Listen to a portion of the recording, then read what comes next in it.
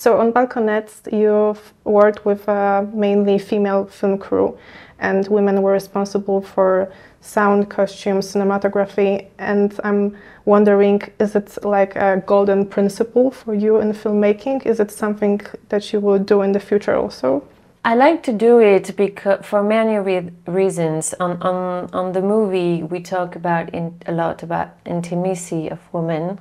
We are a lot in an apartment with only women, and sometimes they're naked. And I wanted also them to be really truth. I wanted to have a completely relaxed body and relaxed way of talking and thinking. And it's true, when there is men, it's slightly different.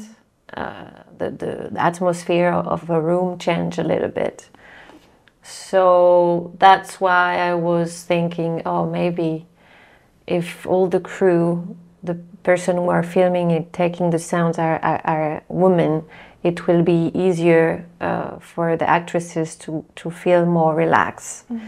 And that's why first I choose that. But at the same time, I think it's very interesting because still now there is not enough in crew sets, not enough women in very important posts. So taking them on my movies help them to, because starting with Yevgenia Alexandrova, who is the DOP, and Armand Durix, who is at the sound department, it was their first movie with them, and the first movie they did, and now they start to do more and more. And so, because they're brilliant, but also because when you first have a chance to work in a movie, then other people believe in you. And so we have to take more and more women to make them space, and so people are more believing in them and making trust. Yeah, it's important. Like, you show that women do exist in the film industry. There are many women professionals and they're just waiting to be seen. I'm very curious about your collaboration with Celine Sciamma. Can you tell me about it? And what do you like the most about working with her, and what did she bring to the story? First, she's a good friend. Since Portrait of a Lady on Fire, we stay really close. And I like working with her because I like her as a person. And she's very funny and deep, and I love her vision of the world and of how we could try to change things and tell things differently. So one day, I mean, I was writing this movie since 2 years already, and I was a bit blocked in my project, and she knew it, and she told me, but why don't you ask me to read it and help you? And I was, because you're my friend, but I'm too shy. I don't want to disturb you, or I don't know. And she said, but sorority is for that too. Like, I'm a scenarist. I'm also not only a director, but also a scenarist. So, and your friend, and I love the idea of your movie. I think it's important. So I'm here for you. She told me that, and then we started to write together, and it was a lot of fun because there was one rule that we had, is like, we have to not be scared going too far. Mm-hmm. Because the fear, the scaredness that we put a lot of women, it's a way to control them. So we were not scared of writing jokes, putting violence, putting blood, putting some, in a way, vulgarity, like something really trivial. An image of women we're not used to see, because women has to be mysterious and pretty and not, comment on dit, dépasser. Faut pas qu'elle dépasse, faut pas qu'elle déborde, faut qu'elle... And in this movie, when we were writing, it was no, in this movie they are allowed to go too far. And so, yeah, we shared like 1 year writing together, and she was there when I was shooting sometimes, and she was there when I was editing the movie also, and she's still there with me during the promotion a lot, and yeah, she's a very good friend. Yeah, while watching the Balkonists, I kept asking myself, is it a body horror, a comedy, a romance? Like, it was so unpredictable. I really like it. So why did you came up with such a mix of genre? First, because I started discovering the cinema with a mix of genre in Asiatic movies most of the time, where I saw movies where they were mixing a lot, even Almodovar movies also, when they mix a lot comedy and drama and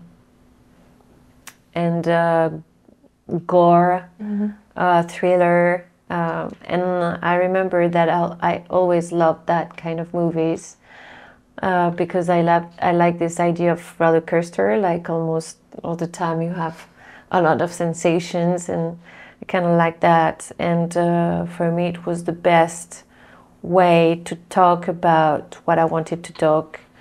I mean, something very serious, Yeah. which is the sexist violence.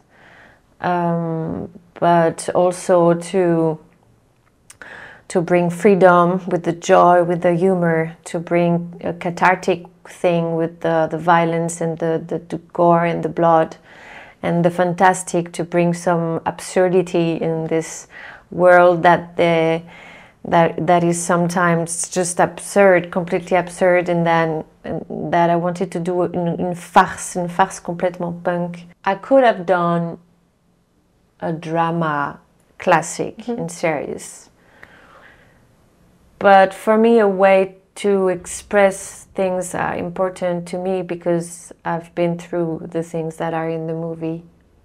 This is trauma that I express, and for me I need to use these cathartic ways and this humor to say we can continue to live, and it's not only being, you know, you're used to say, oh, a victim is a victim when she stay at home and she's sad, and then you trust her. When she continue to laugh and, I don't know, have sex or show her body in a way with small clothes, you are thinking, oh, she's not really a victim then. But yes, she is a victim, and I wanted to show women in a different way and victims in a different way, that we trust them, and at the same time we're happy that they try to find a way to continue to live. And that's why I wanted this genre, completely crazy movie. It fits with what I wanted to say. Yeah, I think it's very visible even in the opening scene, because it feels like a tribute to Hitchcock's the Rear Window, but also a commentary about domestic violence against women. So how did you come up with this combination to show this violence, you know, at the beginning of the film even? I wanted these opening scenes with, in a way, kind of a short movie, because it tells all the story in one scene. You have the comedy, you have the domestic violence, and at the same time a woman that defends herself, but with this tone a bit absurd in the movie. I wanted to use, there is a reference at Hitchcock movie, this movie I love his movie Fenêtre sur Cour, and we are in the point of view of a photographer watching windows, and there is one woman who is murdered, and we are from his gaze trying to find out what happened to this mysterious woman. At the same time we see a woman a bit naked on her balcony dancing, and there is this aspect of the stories of women are a bit mysterious, and but at the same time it's because it's not told enough, the real stories of women. So that's why I start with the camera out of the buildings, a bit through the gaze of this photographer, but then we enter inside an apartment, inside the apartment of a woman who received a lot of violence from her husband, and but this time she will survive, and she will fight, and she will defend herself. And also you're also an actress, and you're playing one of the roles in the film, and your character is an actress who plays Marilyn Monroe in the TV series. And I think it's not a coincidence that you chose this icon, this woman. Why Merlin? No, it's not a coincidence. I wanted to put an actress, not because I'm an actress in life, but I think it was interesting to start with one of the women who is coming out from a movie where she plays Marilyn Monroe and she's suffocated, she's still in her costume and she can't breathe. And it's a way to say, even we play a role in movies, but as women, I think, it's my opinion, that we have to play a role also in the real life, and it's a role that is made by men and for men. Like Marilyn Monroe is really the myth of a woman, of, you know, the mysterious and sexualized icon that is made by men and for men, and we know that it's told their life, and so for me to do this thing, starting with her and liberate Marilyn Monroe with her friends, girlfriends, I don't know, it was kind of an honor for her, an honor for me to, how you say, not honor, but an homage.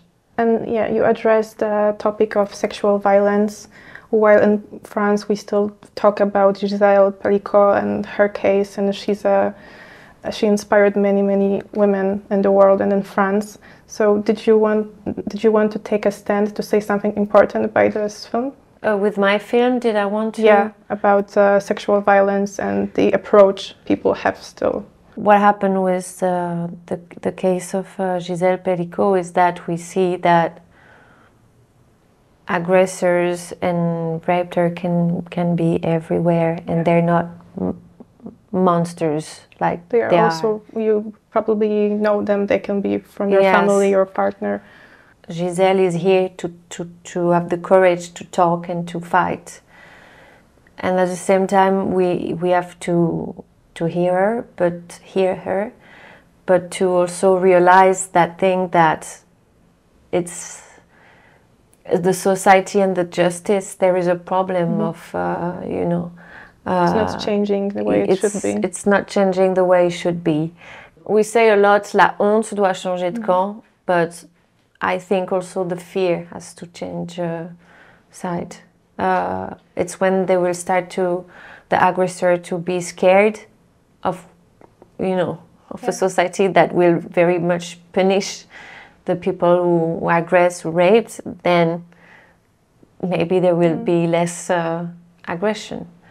So for me, this is very important, and there is I did the movie way before Pelicot, and there is this scene with that when I saw the Pelicot judgment with the 50 men answering, I did nothing, I didn't rape her, she was consent because the husband was consent, and I was like, this is a scene that is in my movie.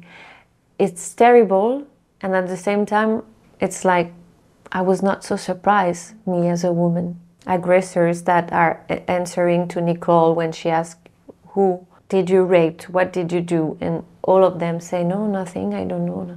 There is a very deep problem in our society, but in all the countries. And I don't know